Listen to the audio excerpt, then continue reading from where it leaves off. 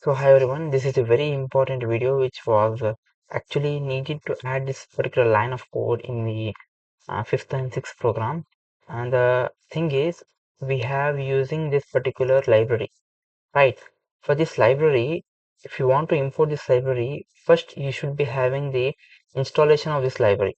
So the one line, if you not write, you will get the error. So see this line, install.packages inside the double quotes and the library name, and just run it. That it will install in C in the below. It is loading things and has loaded, and 105 151 KB, right? Same as it is for the sixth one as well. You want to write install.packages Marco chain, and you will just click here and just run it out. It will ask you the permission. Yes, give yes.